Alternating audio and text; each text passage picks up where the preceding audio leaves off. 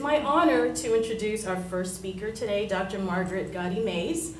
Dr. Margaret Gatti-Mays is an assistant research physician in the Laboratory of Tumor Immunology and Biology at the National Cancer Institute, National Institutes of Health in Bethesda, Maryland.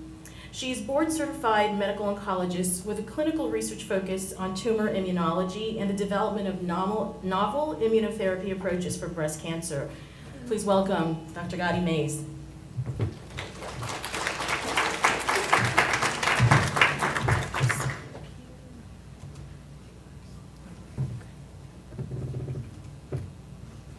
Great. Thank you so much for inviting me to talk today about identifying, managing toxicity of immunotherapy and immune checkpoint blockade. I feel that this topic is very exciting. It's a very dynamic field and something that changes really from week to week. There's new updates, there's new data, and I really think that it embodies kind of the art of medicine in the sense that in order to be an effective clinician in the field of immunotherapy and just on oncology in general, not only do you have to have good clinical skills and good clinical intuition, but you also need to have strong clinical decision making, and you really have to listen to your patients. And so with that saying, so let's get started. First, I have no disclosures or conflicts of interest. I will discuss some investigational non-FDA approved treatment during the presentation, specifically the steroid refractory immune-related adverse events. So first, we're going to talk a little bit about FDA-approved agents in solid tumors. Next, we'll talk about toxicity of immune checkpoint blockade.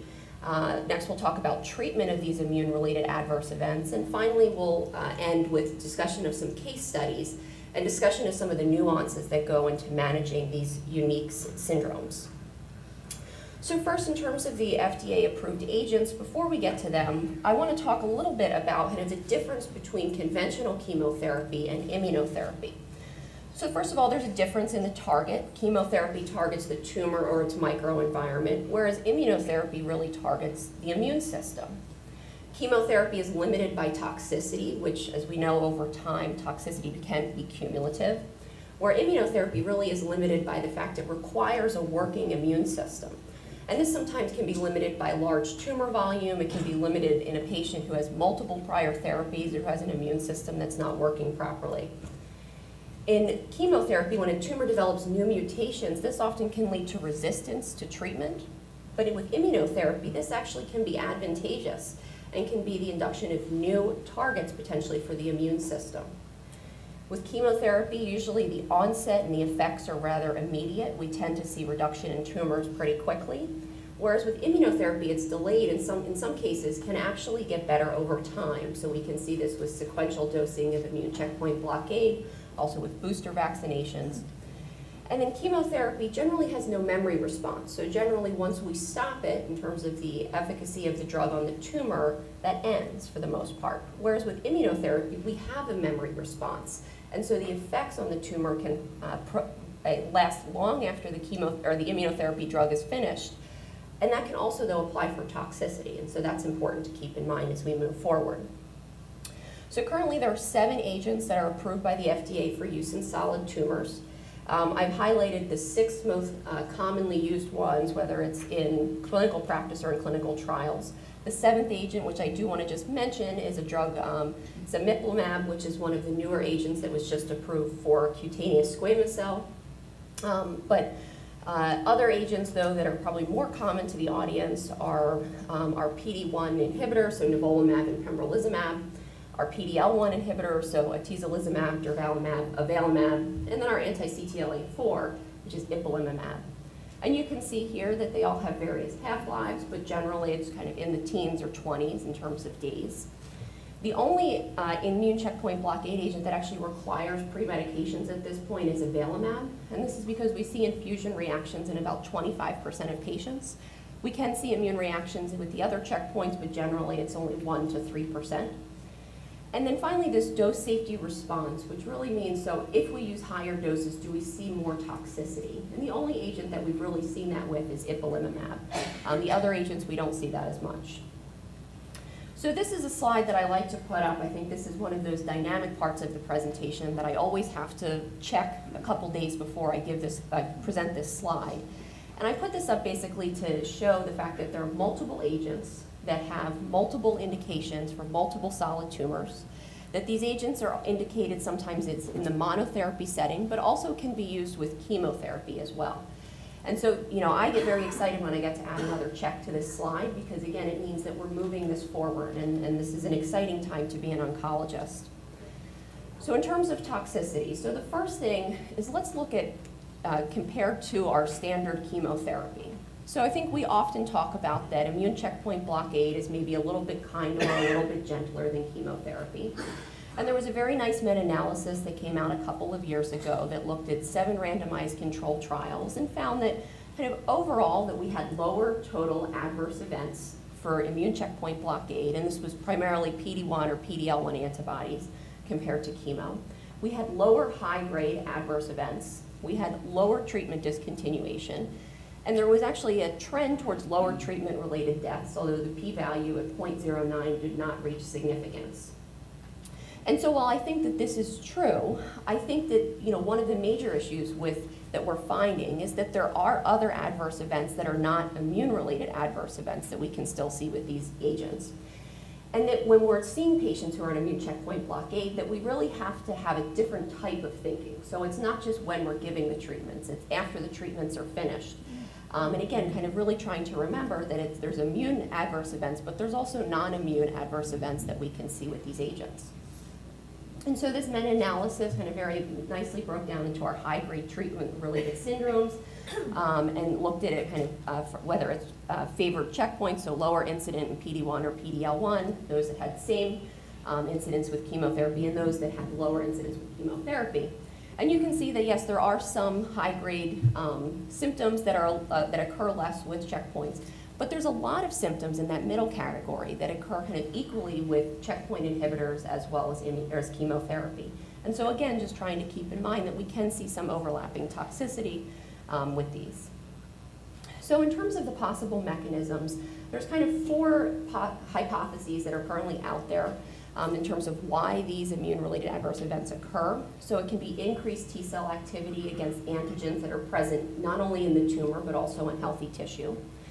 It's potentially because an increased level of either pre-existing autoantibodies or the promotion of de novo autoantibodies. We can see an increased level of cytokines both in the tumor as well as in the tumor microenvironment, or increased complement-mediated inflammation. Now, I think that this is kind of oversimplification with these mechanisms because we know with the immune system in general that there are a lot of other things that are individual-based that can affect these mechanisms. So we're starting to learn that perhaps HLA subtype may affect the patient's risk of developing immune-related adverse events, specific polymorphisms that, again, we're starting to gather more data with that. And recently, there's also been a gaining momentum in terms of the importance of the gut flora, not only in identifying potential patients who may benefit from immunotherapy, but also in patients who are at higher risk of developing toxicity from these agents.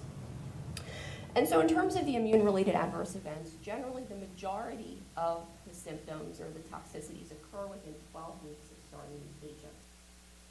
This was very predictable or somewhat more predictable with anti-CTLA-4, as you can see from this figure that I have up here, that we kind of had a very nice timeline in terms of when we give it. It was generally maybe after the 2nd dose of ipilimumab that we would start seeing toxicity. However, we found with PD-1 and PD-L1 antibodies that it's not quite as predictable, that we can see toxicity just a few days after we give the drug. And the other thing that we're starting to learn, as I said before, is that with this memory response that we have with checkpoints, that the potential for toxicity actually extends even after discontinuation, and it's actually been documented up to a year after a drug has been discontinued that we see the first sign of the immune-related adverse event. And this has to do with it because of a concept called target occupancy. So there was a very nice study that came out of Hopkins a couple of years ago that looked at nivolumab and a concept called target occupancy. So how long does nivolumab actually stay bound to the PD-L1 or the PD-1 receptor? And so after one dose, they were able to identify or show that we had at least 50% occupancy for more than 100 days after one dose, okay? Now, the half-life of nivolumab is 25 days, so, maybe you could say, oh, well, maybe if, we wait for 4 or 5 half-lives, that's probably about the same. But again, I think most people are not thinking about the toxicity if they got a single dose 100 days ago. and that with repeated doses, that we can actually have more than 50% target occupancy for greater than 200 days after that last dose.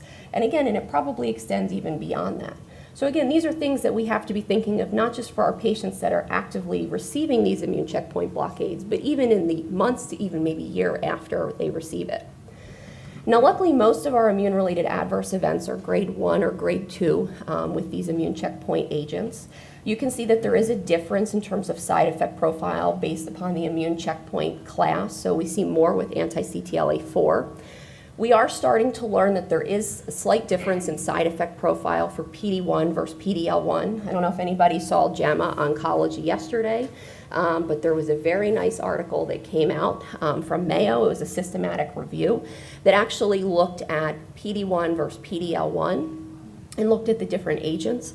And the thing that I thought was really nice about this systematic review is it didn't just look at immune-related adverse events, but actually looked at all adverse events and all grade 3 adverse events, and actually saw that the PD-1 inhibitors had a little bit more toxicity than PD-L1, although it was just marginally statistically significant. Now, in terms of grade 3 and higher, so our high-grade AEs, again, we tend to see more with CTLA-4 than we see with PD-1 or PD-L1. And we tend to see even more toxicity when the CTLA-4 is combined with PD-1. And so, again, just trying to keep in mind our toxicity profiles. And as I said, again, the side effect profile really varies by immune checkpoint blockade class. I think these are some of the more common toxicities that we can see, and these are all grade toxicities. But again, it does really kind of depend upon what agents you're giving your patients. And this also applies for fatalities that we can see with immune checkpoint blockade administration. So when we think of chemotherapy in general, the fatality rate is estimated about 1.4%. When we look at immune checkpoint blockade, again, kind of depending on which study you're looking at, it can fall anywhere between about 0.25% up to about 1.1% with either monotherapy with either PD-1, PD-L1, or CTLA-4. And this also was actually just confirmed in the Wang systematic analysis from JAMA. But when we have the combination, we have a little more toxicity. We have a higher risk of fatalities with the combination checkpoint blockade. And the onset of these fatalities is generally quick. So after starting monotherapy with an agent, it can be within maybe 1 to 2 months. But within starting combination therapy, actually the fatalities have been documented within 2 to 3 weeks after starting it. So again, these are things that often can happen quickly, and they can kind of unfortunately spiral out of control. And I think that's one of the reasons why it's really important to have a heightened sense of making sure that you're talking to your patients, not relying on the fact that these immune checkpoint blockades are maybe not as bad as chemo. And also with the fatalities, in terms of the reason for fatality with immune checkpoint blockade, that also really varies based upon the class. We tend to see more colitis fatalities with anti-CTLA-4, whereas with PD-1 and PD-L1, we see more pneumonitis. So now in terms of special patient populations, so many of the early trials excluded patients who had maybe an abnormal or not normally functioning immune system. So patients with autoimmune diseases, patients with HIV, patients with a history of organ transplant. And so this is an area of immunotherapy toxicity treatment that is very much in the early stages of developing. Real-world data is forthcoming as we're using more of these agents in the standard of care setting. And now current clinical trials are starting to include these patients as well. And so based upon the data that we know at this point, it does seem that in these special populations that there are situations in which we can safely use immune checkpoint blockade. So autoimmune diseases, that's about 3 to 8% of the US population has an autoimmune disease.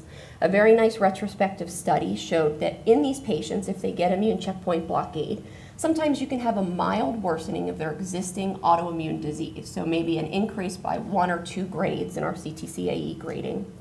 However, it was very rare to have extension of their autoimmune disease. So if they had arthritis and it was generally in their hands, that's where it would recur. It generally wouldn't spread elsewhere. And furthermore, they found that in these patients, there was no increased risk of developing high-grade irAEs from immune checkpoint blockade. So again, these patients are not necessarily more prone. They may have a little bit exacerbation of their underlying disease. In these studies, a few of them required discontinuation, and almost all of these patients were able to be allowed to continue low-dose steroids if needed, and this was sufficient to manage their symptoms. Now, in terms of HIV, there was a very nice systematic review that was in JAMA Oncology earlier this month. And this basically found that there was no increased risk of immune-related adverse events in patients with HIV. And furthermore, actually, these patients who had HIV who received immune checkpoint blockade, many of them were able to remain undetectable in terms of their viral load, and many of them actually saw improvement in their CD4 counts. And again, this was administered with their concurrent heart medication. So again, there are certain situations in which patients with HIV may be able to get immune checkpoint blockade safely. The third area is organ transplant patients. And so this is an area there's very few patients who've had organ transplants who've actually had immune checkpoint blockade. However, what we have found is that there does seem to be an increased risk of organ rejection. And so specifically with anti-PD-1 immune checkpoint blockade, they actually saw no increased rejection with CTLA-4s. And so the NCCN guidelines actually now states that this immune checkpoint blockade actually may be an option for organ transplant patients if there's an alternative therapy should their graft reject. So if, for example, a patient with a kidney transplant, if their graft rejects, they may potentially be eligible for dialysis. And so in these patients, obviously you want to talk with your patients, you want to weigh the risks and benefits, but it can potentially safely be given. Not everybody rejects their organ, and they're able to continue on maintenance immunosuppressive therapy. So this is an area, I think, again, that's going to develop in the next 5 to 10 years, and we'll have much more data. Now, in terms of treatment of these immune-related adverse events, there's 3 very nice guidelines, one put out by ESMO, one by SITC, as well as one by NCCN, which was just updated earlier this month. And so all of these guidelines, while they have many kind of overlapping recommendations, there are some differences in terms of what one society recommends versus the other. So given the fact that we really can see immune-related adverse events in any organ system, and we can see a wide variety in terms of severity, and sometimes we have overlapping toxicities and more than one toxicity, I personally find it very helpful, especially for these complicated cases, to actually consult all 3 of those recommendation guidelines, and sometimes, obviously including your specialist too. But in terms of kind of our straightforward cases or kind of the agreements with the recommendations, so this is probably an oversimplification of the recommendations, but these are some of the things that the recommendations generally agree on. So in terms of a grade 1 toxicity, generally we can continue immune checkpoint blockade, although in some situations, depending on what it is, you may want to consider holding it for a dose or 2, especially if the patient would like to do that. Supportive care, generally we can treat with topical creams and loperamide. We can consider imaging in labs, although that's not really necessary. There's really no role for biopsy with a grade 1 immune-related adverse event. And we can start considering our specialists being involved, but again, it kind of, I think, depends really on the clinician's comfort level with dealing with these immune-related adverse events. Once we start getting to grade 2, this is where we do consider holding the drug. We are a little bit more vigilant with repeat labs and imaging. Topical creams, loperamide, especially in the setting of a non-CTLA-4 colitis, is encouraged. With CTLA-4 colitis, generally we try to avoid loperamide due to the concern of colonic perforation. But in low-grade colitis, you can use that as well. In specific skin toxicities, you may want to consider a biopsy once we get to grade 2. Again, just trying to make sure we understand exactly what's going on. This is where we start considering either oral or IV steroids. Generally, it's oral for grade 2. And again, this is also now where we start thinking a little bit harder about getting our specialist colleagues involved. Once we get to our high-grade toxicity, this is where we at the very least hold the drug, and in some cases we'll discontinue the immune checkpoint inhibitor. We do close monitoring with repeat labs and imaging and topical creams as necessary. This is the case where often we will consider a biopsy. And this is something that's not really straightforward in any of the guidelines, but I think as we're trying to gather more information about what actually is going on, these are patients where the risk of the biopsy may actually be outweighed by the benefit in terms of if we figure out what exactly is going on. These are patients that you want to give IV steroids. In certain cases, you can consider a methylprednisolone pulse, so a gram of methylpred for a couple of days. But then if they're steroid refractory, you can consider the addition of other immune modulators to your steroid therapy. And this is definitely where we want to get our specialists involved. So unfortunately, not everybody will respond to high-dose steroids. And so what do we do in those cases? And so initially, many of the guidelines said, well, let's try steroids for about 4 to 6 weeks. And if they're refractory, well, at that point, maybe we should consider adding other immune modulators. However, there have been a recent shift that if patients are not responding within the first 48 to 72 hours now, that really we're encouraged to add on these different immune modulators. And these can be things like infliximab, mycophenolate, IVIG. There's also a variety of other agents that are used for specific situations. One of the areas that I'd like to point out here is specifically for neurologic immune-related adverse events. The other agents that are used really depends on what the syndrome is. And so this is one of those areas that I think it's very important to get our neurology colleagues involved early because of how complex sometimes these neurologic syndromes can be. And then, in these cases, it's very important to continue your steroids. It's not that you stop them when you start the immune modulators. So let's say we're able to now start treating the syndromes. We're starting to get the toxicity under control. Patients are feeling better. And they say, Doc, can I restart the checkpoint? I really would like to try to do this. And so this is an area that's also developing, but with the most recent NCCN guidelines, I think it's pretty clear that in terms of grade 4s, we generally do not re-challenge. In certain situations with grade 3s, we can re-challenge. Generally, though, with the lower grades, we can definitely re-challenge with immune checkpoint blockade. There's a couple of things here I'd like to point out. So in terms of specifically the PD-1 colitis, so recommendations are now is if you have a grade 2 or grade 3 PD-1 or PD-L1 related colitis and you're able to taper patients down to prednisone 10 milligrams or less, that's the point at which you can consider re-challenging with the immune checkpoint blockade. The other area I'd like to point out is the endocrine toxicity. So this is an area that really, for the most part, in most patients, we can actually re-challenge them with immune checkpoint blockade after we replete their hormones. The only exception to that is if a patient has symptomatic pituitary swelling, specifically with mass effect from hypophysitis. That's one area that, again, the re-challenge risk may potentially outweigh the benefit. Now, in terms of treating these, so generally these patients will have long-term steroid tapers, generally at least 4 to 6 weeks. And this is really needed to prevent recurrence. Rapid steroid tapers are not advised, and especially with syndromes like pneumonitis and hepatitis because of the high risk of recurrence during the steroid taper. So in these patients, we do want to think about some of the toxicities and side effects. So we want to consider prophylaxis for opportunistic infections, whether it's pneumocystis or fungal infections. We also want to consider gastrointestinal prophylaxis with either proton pump inhibitors or H2 blockers, specifically in our patients for higher risk of gastritis, so whether they're on NSAIDs or anticoagulation. Also in our patients maybe that have osteoporosis or osteopenia to start with, or if you expect them to be on an extended course of steroids, you also actually want to consider starting vitamin D and calcium supplementation in order to reduce the risk of developing further osteoporosis. Now, often a question is, well, how long does it take once we start steroids for these symptoms really to resolve? And so really, it obviously kind of depends on the agent, it depends on the toxicity, but there was a very nice study that looked at nivolumab and looked at the combination of nivolumab and ipilimumab, as you can kind of see here. And so the mean time from onset of the immune-related adverse event to resolution was about 4.6 weeks. So these patients may be having symptoms for a while after you start therapy. And in some cases, specifically those with endocrine toxicities or skin toxicities, as you can see here, it may actually be many, many weeks until they have resolution of symptoms.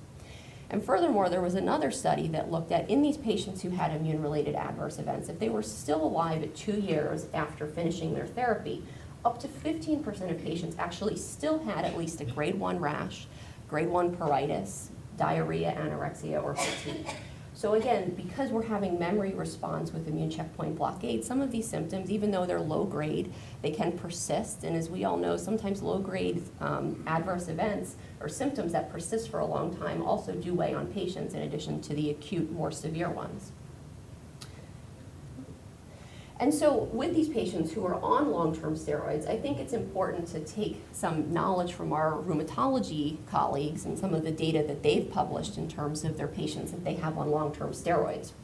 So we know that steroids are beneficial in managing these inflammatory conditions, but we also know that they have side effects.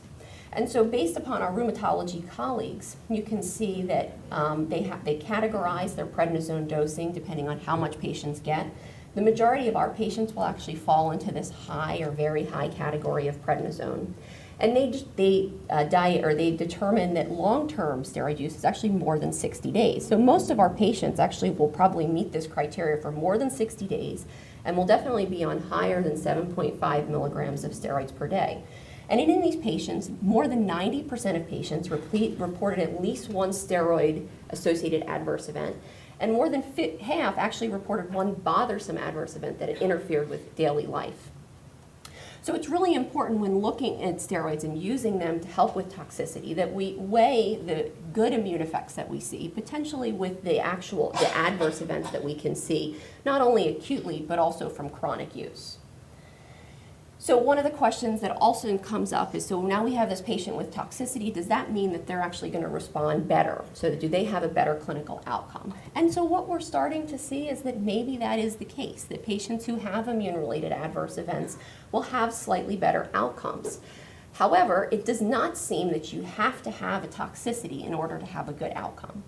So it's not kind of all or nothing, but again, if we have that, and if we're thinking, well, patients who have immune-related adverse events, if they do better, a lot of physicians are concerned about using steroids. And this is based upon some preclinical data as well as some anecdotal clinical evidence that suggested that steroids may actually reduce the efficacy of immunotherapy. And so clinical studies to date have not found that steroids reduce anti-tumor efficacy, and this is now clearly stated in the NCCN guidelines as well. But I think it's interesting to at least think about maybe why this notion kind of came to light. And so we know that from peripheral analyses that steroids reduce naive T cells, but they have little impact on the effector or memory T cells. So they really affect kind of that differentiation from the naive T cells further on. And so there was a recent study that actually came out and that showed overall when we used steroids, there really was no difference in terms of outcomes, with the exception of if steroids were used within the first 28 days of starting immune checkpoint blockade. And so when we think of kind of the life cycle of these T cells, maybe it's if we're using it in the beginning where that naive T cell has to differentiate to those good T cells that we need for that memory response, maybe that's the time that if we can, try to avoid using steroids. But again, this was kind of a smaller study, but I think it's kind of an interesting concept to think about, especially when we're thinking about efficacy and treating these patients. So let's go through a couple of case series that I think will highlight some of the more complex cases that we've seen. So the first is a 65-year-old female with recurrent cervical cancer. The patient was on an anti-PD-L1 antibody and just developed progressive fatigue over the course of her treatment, which was first noted at 8 weeks. She was on levothyroxine for a baseline hypothyroidism, so her TSH was evaluated and she was found to be normal. So we continued her on treatment. At 20 weeks when she came in, she had arthritis and now a new headache. She was prone to headaches. Maybe this is just kind of her baseline, but a little bit more. And at 28 weeks, she came back and said, oh, her arthritis is really bad and myalgias, and she's just been sitting on the couch now for a couple of weeks. Blood pressure at that time was a little bit on the lower side for her. Her sodium and chloride were also a little bit low, but labs were otherwise normal.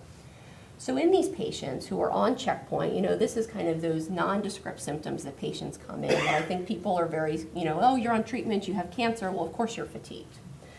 But in these patients, we really have to have a heightened sense of hypophysitis and hypopituitarism. So first, I'm just going to go through a couple of definitions because I think that this is one of those areas that's very confusing. So hypophysitis is actually inflammation of the pituitary gland and/or the stalk, whereas hypopituitarism is actually partial or total loss of pituitary gland function. And so immune checkpoint blockade can cause hypophysitis, which then ultimately can lead to hypopituitarism. And we can see a pan-hypopituitarism where we lose all of the hormones from the pituitary. We can also see an isolated anterior pituitary deficiency, and we very rarely see an isolated posterior pituitary deficiency. So in patients, you should suspect hypophysitis is so if they have central hypothyroidism, so if they have a low free T4 and their TSH is either low or inappropriately normal, or if they have at least one symptom, so fatigue, headache, which I think, most of our patients who have cancer have these types of symptoms. And so, you obviously want to at least have it on your mind.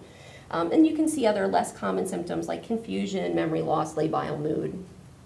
And so for this patient, as I said, she had this constellation of symptoms that made us worried for hypophysitis.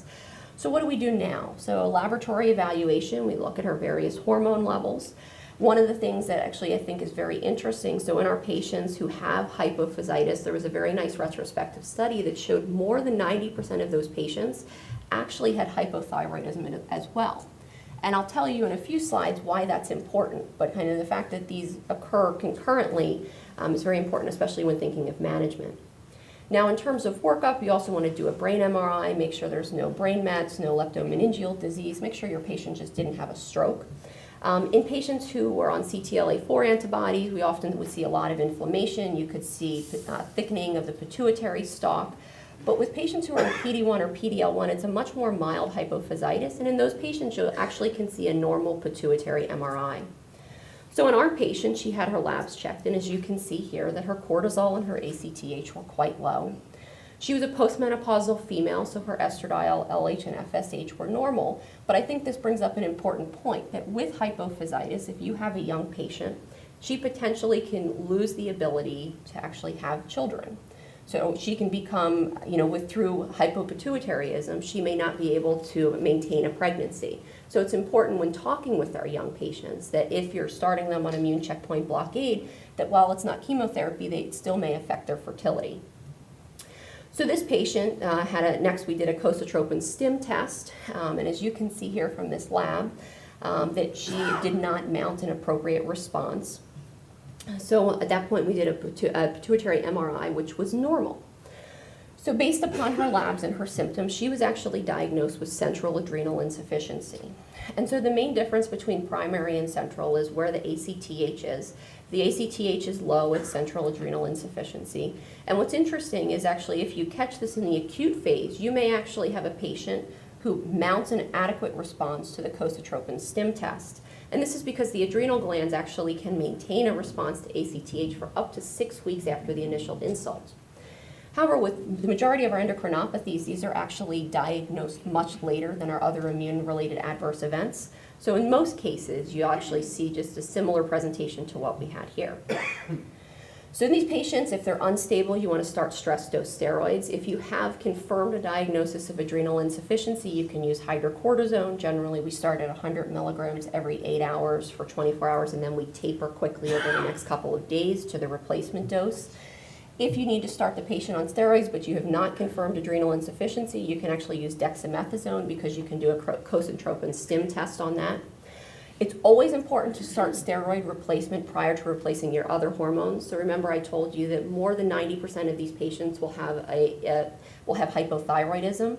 If you replace the thyroid hormones before you replace the steroids, you can actually precipitate an adrenal crisis. And so you always want to make sure you do the steroids first, and then a couple of days later you can do the other hormones. And so estimated replacement dosing, usually we start at hydrocortisone 20 in the morning, 10 in the afternoon with slow titration to the symptoms. The estimated physiologic dose is actually the trick the endocrinologist uses, the BSA of the patient times 10. So for this patient it was 15 milligrams in the morning, 5 in the afternoon. In these patients, you want to get on endocrine consults pre-procedure, make sure, see if they need stress dose steroids. You want to educate the patients that in the case of stress or infection that they actually need to double their hydrocortisone doses. These patients should have medical alert bands, and obviously their family members should be aware they have adrenal insufficiency.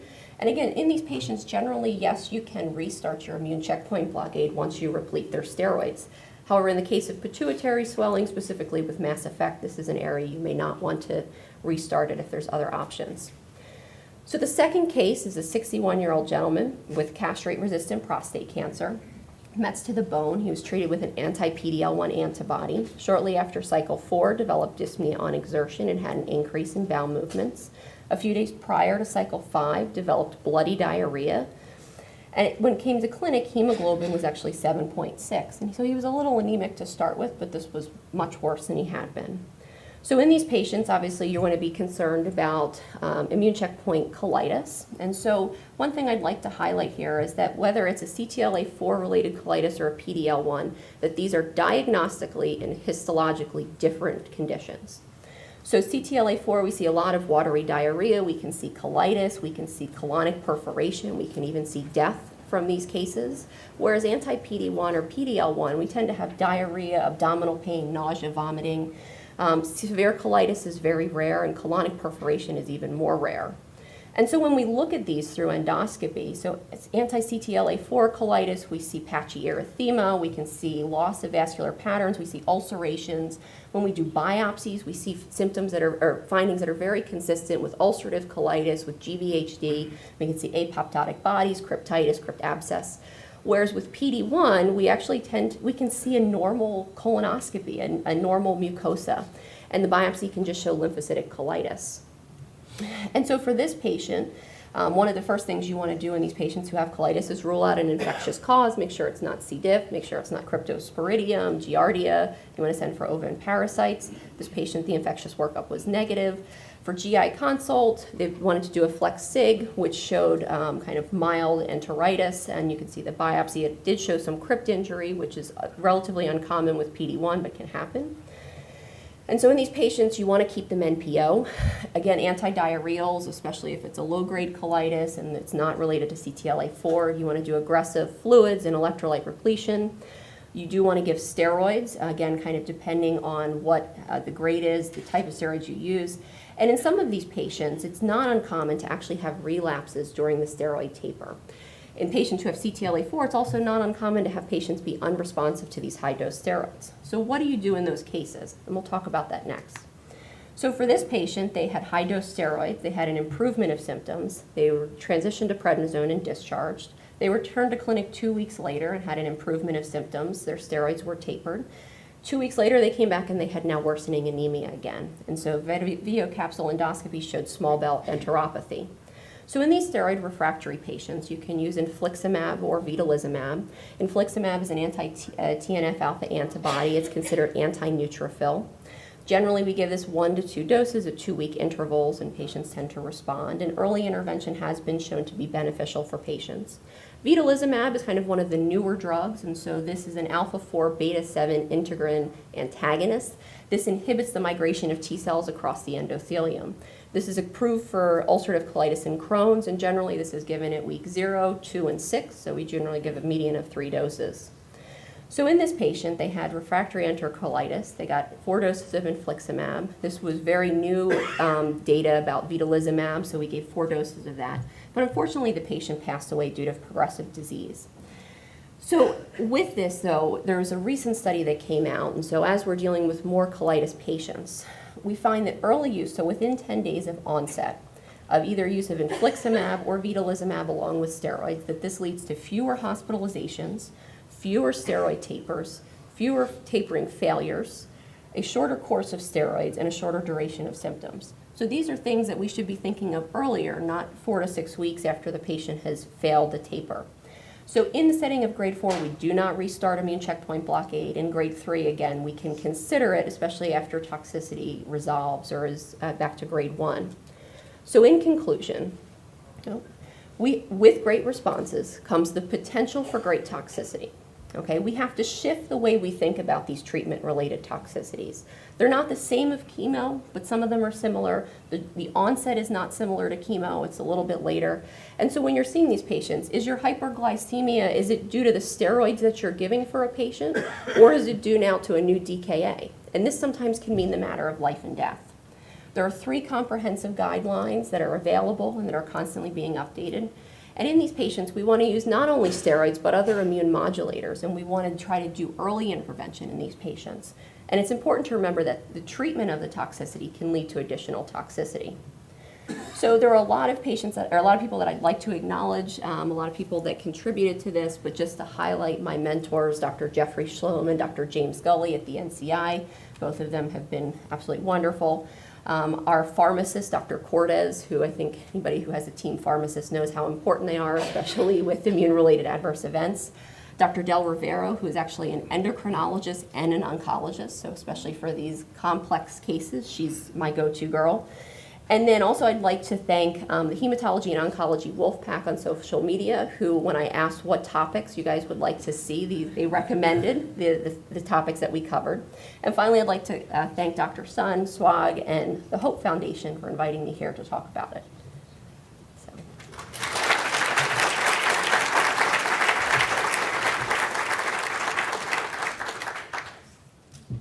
Thank you, Dr. Gatti-Mays. So we will have time after the 3 presentations for questions.